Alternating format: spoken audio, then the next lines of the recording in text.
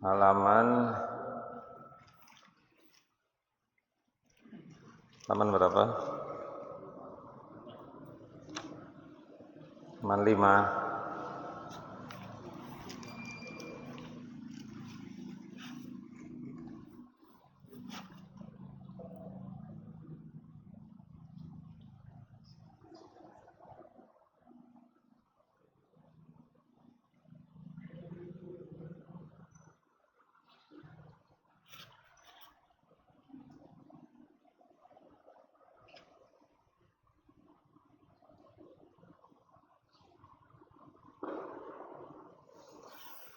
Adapun maksud ilmu itu ya, berapa? Apa? Oh, i'lam ya. Ketinggal. Oh, yang pas sananya ya. Inna mabadi kulli panin asyrah.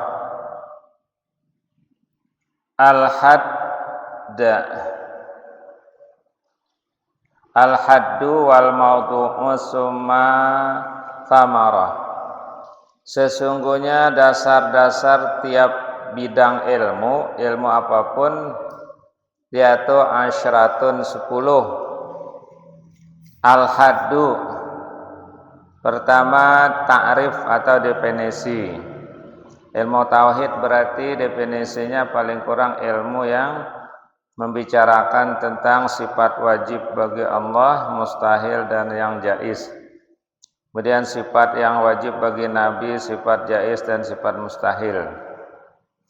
Nah, kemudian membahas berdasarkan ilmu yang yakin apakah dalil akli atau nakli. Gampangnya ilmu tauhid, ilmu yang membahas tentang keimanan atau rukun iman khususnya. Wal maudhu' ini sasarannya, ruang lingkup tauhid itu 3. Pertama uluhiyah, ketuhanan, yaitu tentang Allah, sifat Allah yang jaiz yang mustahil. Kemudian nabawiyat itu tentang nabi kita lahir di mana, kapan diutus. Nah, nabi kita punya sifat wajib 4, mustahil 4, jaiz 1. Samarah itu buah. Orang biasa menanam tanaman mengharapkan buah. Pasti begitu, kecuali orang menanam serai dengan pandan. Nah, itu tak ada mengharap buah memang. Buah ilmu tauhid itu nanti selamat dunia akhirat, masuk surga. Wafat luhu dan keutamaan ilmu tauhid. Keutamaannya itu paling mulia ilmu karena paling yang dibahas tentang zat Allah. Allah paling mulia, membahas Allah berarti adalah ilmu yang paling mulia. Kertas itu kan biasa-biasa, tapi kalau ditulis ayat suci, ayat Al-Quran, maka Quran disentuh saja tidak berwudu, haram saking mulianya. Nah, begitu. Jadi karena pembahasan ilmu tauhid, Allah paling mulia di dunia ini, maka keutamaannya melebihi dari wanisbatu, hubungannya. Nanti ada satu wal wadi'. Wadi pencipta ilmu tauhid nanti Abu Hasan Al-Asy'ari, Abu Mansur Al-Maturidi. Wal ismu nama ilmu tauhid, nama lainnya usuluddin, ilmu kalam. Ada juga orang dulu bilang sifat 20. Wal ismu wa al istimdadu, pengambilannya dari Al-Quran dan hadis. Hukmu syar'i, hukum mempelajari ilmu tauhid itu fardu ain. Masailu, masalahnya apa nanti?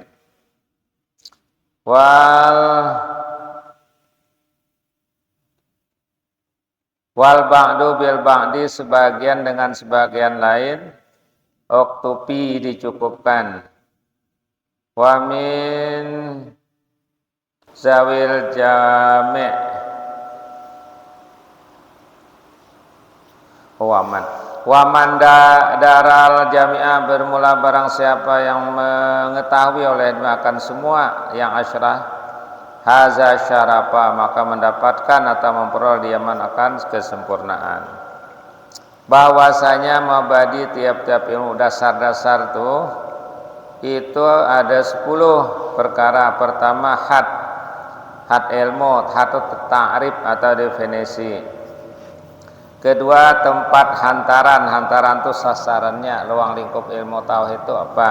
Nah, yang ketiga faedahnya ilmu tauhid nanti apa. Paling tidak faedah itu jelas selamat dunia akhirat. Dan yang keempat kelebihannya, keutamaan paling mulia. Keenam nisbah hubungannya. Dan itu yang kelima. Yang keenam orang yang menghantarkan atau yang menciptakan yang bikin ilmu tauhid. Dan ketujuh nama ilmu tauhid, nama lainnya tadi ilmu kalam, ilmu usuluddin.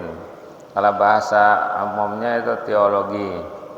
Dan kedelapan tempat pengambilannya, pengambilan Quran hadis. Kesembilan hukum syarak, mempelajarinya fardu ain. Dan yang ke-10 masalah dan setengah, dan di antara mereka memadai dengan setengahnya, artinya cukup sebagian bisa. Dan barang siapa mengetahui oleh diaman akan sekaliannya yang 10 itu niscaya menghabisi ya akan kemuliaannya memperoleh. Maka bermula had atau ta'rif atau definisi. Had atau definisi ilmu tauhid yakni ta'rif ilmu tauhid itu yaitu ilmu yang dibahas padanya daripada isbat menetapkan aqaid menetapkan akidah itu ialah tadi sifat wajib Allah 20, mustahil 20 tambah 1 jaiz 21 41. Dan sifat wajib Nabi 28, mustahil 4 mustahil 4 tambah 1 jaiz sifat Nabi bersifat seperti manusia. 41 tambah 9 50. Makanya orang bilang 50 aqaid. 50 aqaid itu ialah tadi tersimpul dalam la ilaha illallah. Paling kurang itu tahu.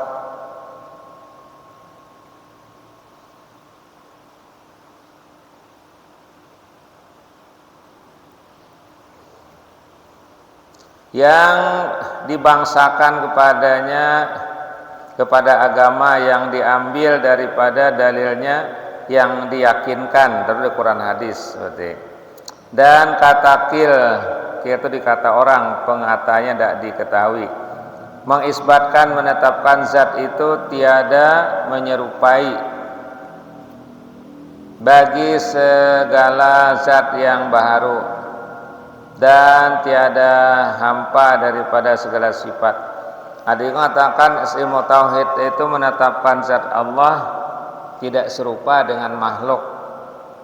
Dan tidak hampa dari sifat, artinya ada sifat wajib 20 tadi. Dan tempat hantaran itu pencipta. Tempat hantaran itu pengambilan ya. Itu dari zat Allah dan segala rasulnya daripada sekira-kira ini tadi ruang lingkupnya.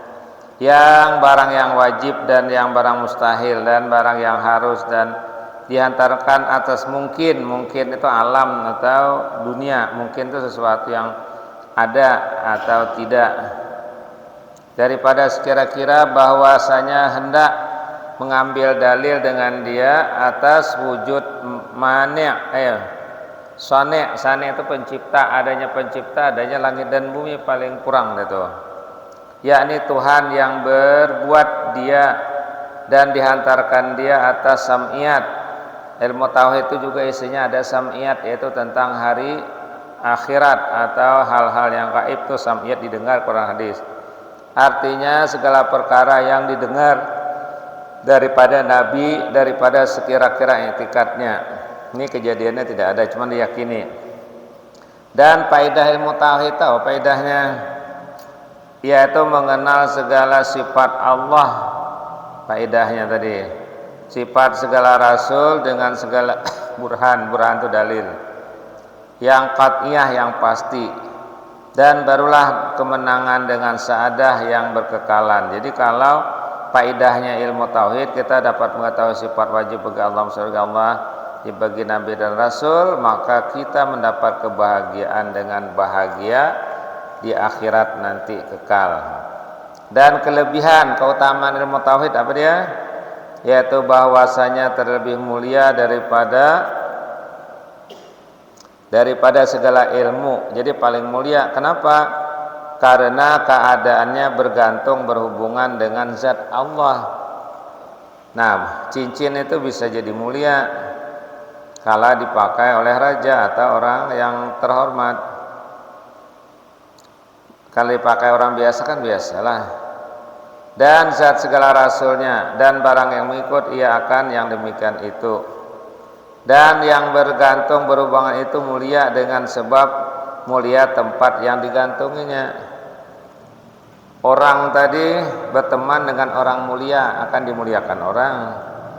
Berteman dengan orang jahat akan diperlakukan orang seperti jahat. Tergantung tadi tempatnya.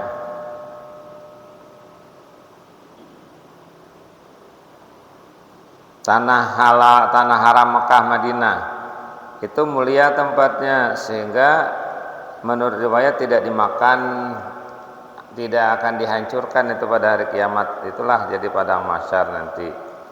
Nah, orang yang berada di sana mulia, tempatnya teh sembahyang bisa ribuan faedah lebihnya dari kita di lain.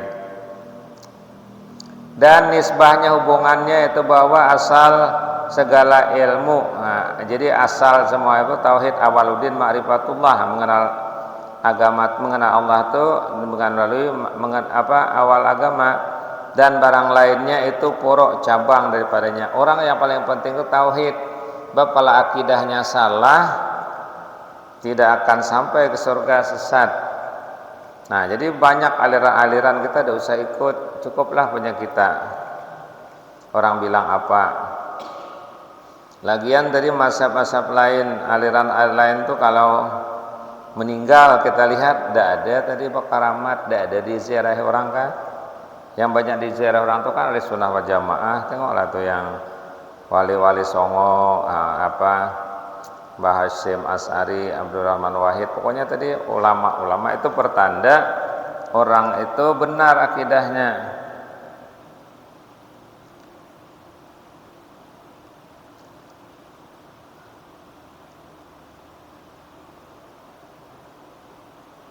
Yang lain itu cabang. Nah, baru fikih untuk ibadah atau melicinkan amal bertasawuf.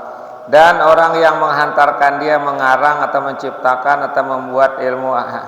Sebenarnya zaman Nabi orang tadi sama saja Pak ya. Abul Hasan Al-Asy'ari. Nah, satu lagi Abu Mansur Al-Maturidi. Di zaman Nabi itu orang semuanya sama, tidak ada yang beda kepercayaan. Kenapa? Karena orang kalau ada masalah yang ragu langsung nanya Nabi. Tapi kalau Nabi setelah wafat terjadi perang saudara antara Ali bin Abi Thalib. Nah, itu terjadi ilmu tadi jadinya beda, ilmu kalam akidah tidak sama lagi. Ada namanya Syiah, itu pendukung Ali setia, ada namanya Khawarij, orang keluar dari barisan Ali, ada Murji'ah. Murji'ah itu berpegang bahwa orang tidak akan kafir kecuali dia tidak mengimani, asal di hatinya beriman pada Allah walaupun tidak sholat, tidak puasa, tetap dia akan masuk surga kapan-kapan. Jadi Abu Hasan Asy'ari ini penciptanya, dan segala mereka yang mengikut oleh mereka akan dia, dan Abu Mansur Al-Maturidi, dan yang mengikut akan dia. Dan dinamakan ilmu tauhid itu dengan ilmu kalam. Nah, kalau orang kuliah ilmu kalam namanya dia, atau orang aliyah ada jurusan MAK itu. Dan telah menyebutkan oleh Setengah sebagian mereka bahwasanya bagi ilmu ini 8 nama, ada nama 8 yang masyhur tadi usuluddin dengan ilmu kalam, dan tempat keluarnya daripada kita Allah, maksud pengambilannya dari Allah dan hadis dan dalil akal, dan hukum syara padanya wajib fardu ain, artinya hukum syara menurut Islam fardu ain. Tapi tadi yang sekedar-sekedarnya, cuman tadi yang mengetahui Allah, dalilnya langit dan bumi, Allah punya sifat 21, 20 jadi satu. Itu cuman wajibnya mengimani Nabi. Nabi itu utusan Allah, dilahirkan di Mekah, diutus di Madinah, wafat di Madinah. Punya sifat 4 sidik, amanat, tabligh, patanah. Lawannya pula mustahil 4 dan jaiz, yaitu bersifat seperti manusia tapi tidak merendahkan derajat mereka. Segitu cuma wajib, gampangnya rukun iman dari dia yakini. Nah, atatiata mukallaf daripada laki-laki dan perempuan, dan segala masalahnya. Apa sih masalah ilmu tauhid? Yaitu hukumnya yang dibahas padanya daripada wajibat, hal-hal yang wajib.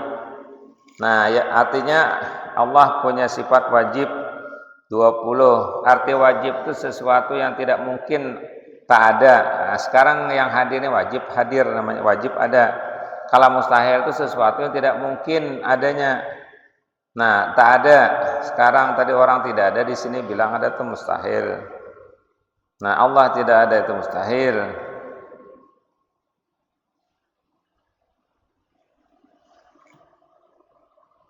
Dari mustahil dan tiada tersembunyi bahwasanya kata musannif, i'lam ketahui olehmu itu 2 diwadakkan, diletakkan bagi bahwa diistimalkan, digunakan pada khitab bagi muayyan. Muayyan itu ditentukan, khitab itu dipanggil, tetapi diistimalkan dia, digunakan dia oleh musannif pada khitab akan tiap-tiap orang yang menilik pada muqaddimah, ada merah kitab ini daripada orang yang mungkin daripadanya mendapat akan ilmu. Bermula pengetahuan yaitu mendapat akan sesuatu yang berbetulan dengan hakikat. Jadi arti ilmu atau orang punya ilmu itu tahu sesuatu sesuai dengan kenyataan. Kata orang ilmu itu artinya tahu sesuai dengan kenyataan. Nih kata orang apa air citra, tahu dia sesuai nih. Tapi kalau dia bilang ini air minum bacaannya AM, nah kada pas ilmunya. Atau dia menyembah Allah, tahu caranya, itu ilmu namanya. Tapi kalau tidak tahu bukan ilmu, ikut-ikutan cuman sembahyang, keikutan sujud tidak tahu tah macam mana. Kadang kakinya tergantung sujud, kadang tidak tumakninah sembahyang, itu bukan sembahyang namanya, karena taunya itu cuman ikut-ikutan, tidak sesuai dengan kenyataan. Tuh, jadi arti pengetahuan ilmu itu mengetahui sesuatu sesuai kenyataan. Bermula kaul yang sebenarnya, pendapat yang bahwasanya ilmu dan ma'rifah itu bersamaan. Ilmu tahu, ma'rifah juga tahu, cuman istilah ma'rifah ini ditujukan ke Allah seringnya. Ma'rifatullah, nah, kalau ilmu Allah beda ya, tapi bersama. Kalau kita cari beda, bersamaan keduanya, melainkan bahwasanya diitlakan, digunakan atas Allah itu alim. Allah itu yang alim, punya sifat ilmu. Nah, tiada harus, tidak diboleh digunakan, diitlakan atasnya arif. Kalau Allah dikatakan arif itu tidak bisa. Kenapa? Sebab sifat Allah yang ada itu alimun. Padahal artinya sama, cuman tidak bisa sama juga. Orang tadi belajar atau sekolah atau kuliah kedokteran, nanti tidak boleh dia dibilang dokter binatang, dibilang dokter hewan, samalah sebenarnya. Cuman dibilang binatang marah dia. Hei dokter binatang, sini, marah dia. Padahal binatang dan hewan sama, cuman kasar. Sama juga kalau Allah dibilang Allah yang arif, nah itu tidak pas. Allah yang alim, nah itu penggunaan lafaz saja. Kau akan kutuntut di dunia akhirat. Kasar ya. Aku akan menuntut ilmu. Nah, tidak ada kasar. Jadi bahasa itu ada yang pas digunakan, ada yang tidak.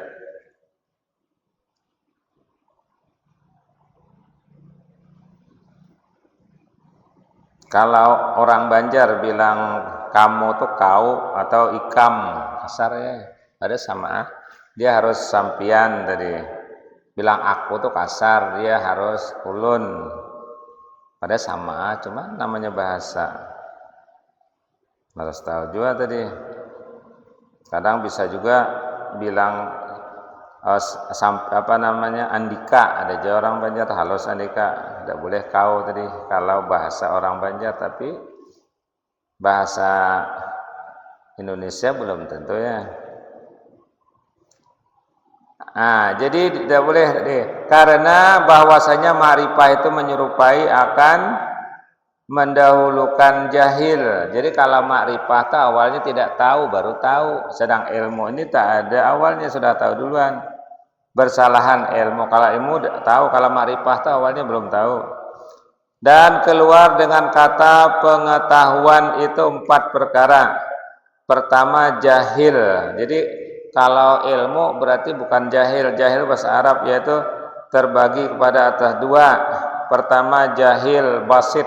Basit itu asalnya terhampar namanya, yaitu tiada mengetahui sekali-kali, sama sekali tidak tahu.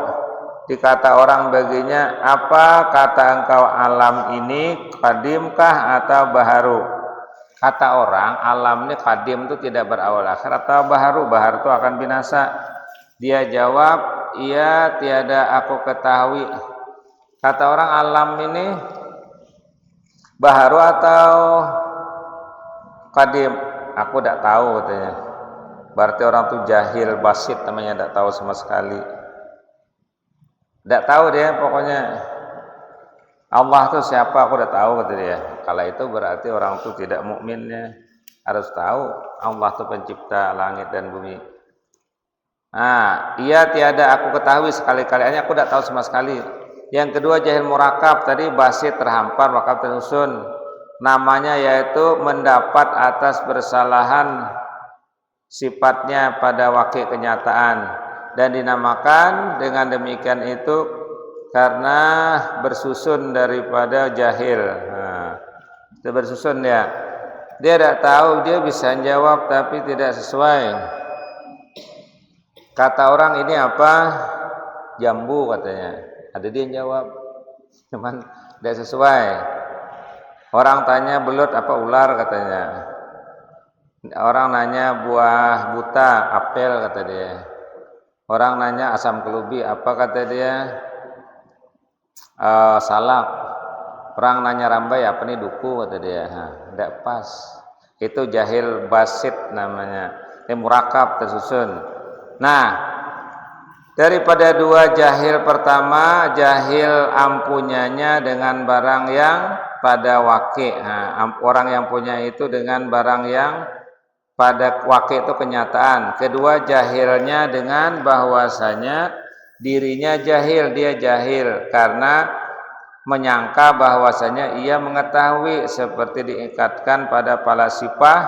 Orang filosof itu dia merasa benar padahal tidak, bahwasanya alam ini kadim. Orang filsafat itu mengatakan alamnya kadim, cuman dia tidak tahu juga, cuman kira-kira aja, tidak punya keyakinan. Sudah sampai ya? Tadi itu bro, ada peringatan dulu ya. Dan yang kedua, jadi jahil tadi 2, 1 jahil basit, dia berarti tidak tahu lalu ini apa kata orang, tidak tahu kata dia. Kalau jahil murakab ini apa kata orang, jambu kata dia. Dia jawab cuman ke depan atau mirip, masih mending kalau mirip. Orang nanya asam kelubi bilangnya salak, orang nanya rambai bilangnya duku, buah buta dibilangnya apel, ikan sembilang dibilangnya ikan lele, itu masih mending. Belut dibilangnya ular, malung dibilangnya ular, masih mending, ada miripannya. Jadi orang falasifah ini dia tadi dia punya etikat bahwa alam ini qadim, Cuman dia tidak mengakui adanya Allah. Tidak bisa juga. Dan yang kedua daripada perkara yang keluar daripada pengetahuan itu syak, ragu. Kalau ilmu tuh yakin, kita melihat, kita pergi ke Jambi nak ketemu gubernur, melihat, itu namanya yakin. Kalau cuman kita di luar, kata orang ada gubernur di dalam, nah itu kata yang lain tidak ada, dia keluar kota. Nah, jadi kita ragu. Kalau ragu tuh bandingannya sekitar 50%. Kalau yakin tuh 100%-annya. Mendapatkan tiap-tiap daripada perbuatan, daripada ternapi atasnya bersamaan. Artinya keyakinan tuh cuma 100. Ragu tuh sama antara yakin dan tidak. Aku ragu katanya nak ikut tidak nih ya. Nah, itu syak namanya. Ada lagi waham. Kalau waham tuh keyakinannya sedikit 25% cuman. Kalau zan tuh kuat sangka bisa-bisa 75. Kalau Ka'bah, kita mah ada Ka'bah ini mana yakin dah. Kalau kita di Mekah melihat baru yakin. Nah itu kuat sangka.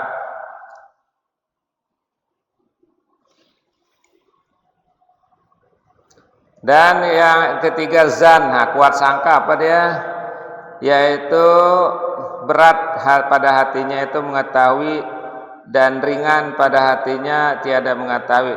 Ini bahasa orang ini payah. Kalau bahasa kita tuh dia kalau zanik kuat sangka, ibarat kalau ada nilainya 75% dia yakin. Apa tuh keyakinan tuh tidak sampai penuh. Kuat sangka tuh belum, dia tidak melihat.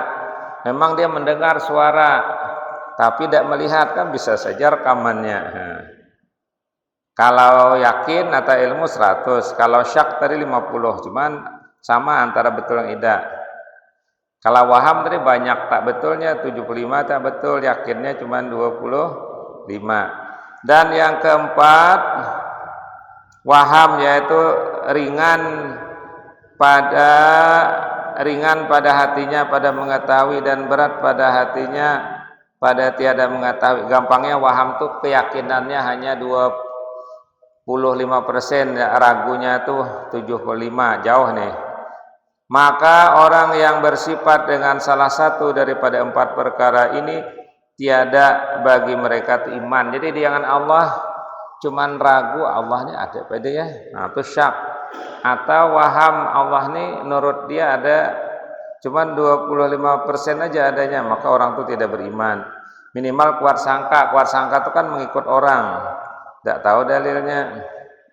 Tiada baginya mereka iman. Artinya, jikalau adalah ia iktikadkan Allah dan akan Rasulnya dengan jahil, dia tak punya ilmu, dia diyakinkannya Allah dan Rasul ada, atau dengan syak ragu, atau dengan kuat sangka, atau dengan waham itu kan sedikit yakinnya, maka orang itu kafir masihnya. Jadi harus yakin, paling tidak kuat sangka Allah itu ada, tandanya Allah ada langit dan bumi. Sinilah nanti akan datang. Adapun orang yang taklid ikan Allah dan Rasulnya itu semata-mata ikut perkataan orang jua, maka ikut itu tidak ada dalil, padahal haram ya akan taklid itu. Jadi kalau dia ini tidak tahu dalil, dia percaya dengan Allah ikut orang, cuman kata kau di mana tahunya ada Allah, nenek kami katanya bilang. Nah itu masih mending lah. Cuman ada yang mengatakan dia masih berdosa karena tidak mau berpikir. Amin. Bismillahirrahmanirrahim. Alhamdulillahirabbil alamin wassalatu wassalamu ala asyrafil anbiya'i wal mursalin wa ala alihi washabbihi ajmain. Allahumma inna nas'aluka ilman nafi'a wa amalan mutaqabbala wa rizqan wasi'a wa bi rahmatika ya arhamar rahimin. Rabbana atina fid dunya hasanah wa fil akhirati hasanah wa qina azabannar. Wa sallallahu Muhammad wa ala alihi washabbihi ajmain. Subhana rabbika amma yasifun. Wassalamu alaikum. Taqabbalallahu minkum.